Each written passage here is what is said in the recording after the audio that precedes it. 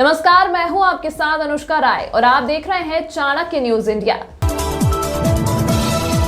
राम मंदिर प्रमुख ट्रस्ट का कहना है कि अगले साल 22 जनवरी को भी 15 अगस्त जितनी ही महत्वपूर्ण है।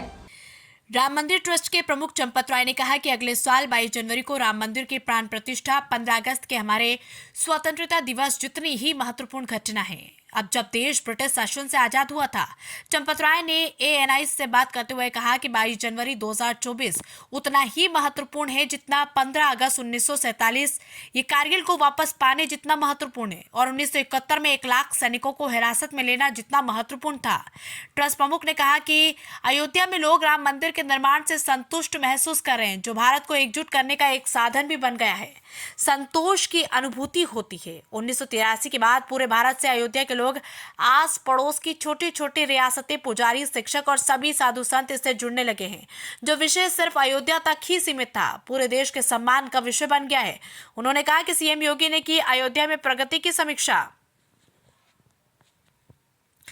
अगले हफ्ते प्रधानमंत्री नरेंद्र मोदी की अयोध्या यात्रा से पहले उत्तर प्रदेश के मुख्यमंत्री योगी आदित्यनाथ ने गुरुवार को विकास कार्यों की तैयारियों और प्रगति की समीक्षा की। आदित्यनाथ ने कहा कि प्रधानमंत्री 22 जनवरी को राम जन्मभूमि मंदिर में बहुप्रतीक्षित प्रतिष्ठा समारोह से पहले 30 दिसंबर को यहां पहुंचने वाले हैं और हजारों करोड़ रुपए की कई परियोजना का शुभारंभ भी करेंगे।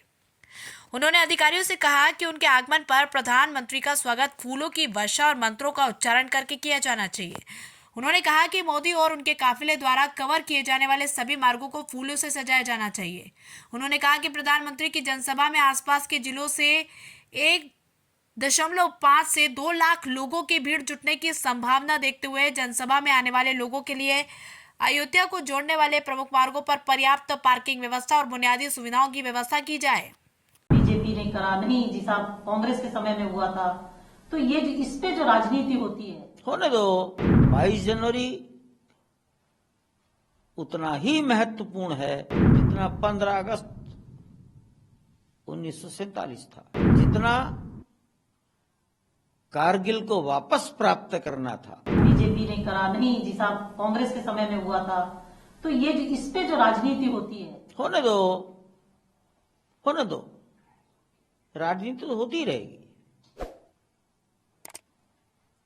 मतलब क्या भगवान राम को स्थायी मंदिर मिलना, मूर्ति का आना मिल गया, वो मिल गया। 22 जनवरी को हम कह सकते हैं कि ये बहुत महत्वपूर्ण दिन होगा पूरी दुनिया के लिए। ये जो मंदिर बन रहा है, मैं कि बहुत सारे हिंदुस्तान में मंदिर हैं, राम मंदिर को आप किस तरीके से देखते हैं? स्पेशली आप हिंदुस्तान के सम्मान की पुनर्प्रतिष्ठा 22 जनवरी उतना ही महत्वपूर्ण है जितना 15 अगस्त 1947 था, जितना कारगिल को वापस प्राप्त करना था, जितना 1971 में 1 लाख सैनिकों की नजरबंदी इंपॉर्टेंट थी, ये उतना इंपॉर्टेंट। हम कह सकते हैं इतिहास बनेगा और लोग आगे तक जैसे इतिहास बन गया, इतिहास तो बन गया। जो लोग, बहुत सारे लोग यहाँ आने के लिए आतुर हैं कि 22 जनवरी को वो उस प्राण प्रतिष्ठा के कार्यक्रम में आना चाहते हैं। आपने भी कई लोगों से अपील की है। जो लोग नहीं आ पाएंगे या आएंगे, उनको किस तरीके से आप अपील कर रहे हैं? या लोग जो देखना चाहते हैं, मंदिर को देखना चाहते हैं, सब आएंगे, देखना चाहते हैं, लोग बहुत लालायित इस बात की कि क्या स्वरूप रहा होगा उस समय जो मूर्ति यहाँ पे लगाई जाएगी, स्थापित की जाएगी। देश अभी भी आ रहा है। आज सामान्य दिन है, ठंड है, तो भी शायद 15 से 20 हजार लोग जरूर आए होंगे अयोध्या में, दर्शन किए होंगे। जितनी जनता दर्शन करती है उससे दुगनी जनता सड़कों पर रहती है। तो देश आ रहा है और अधिक आएगा, सब दर्शन करेंगे।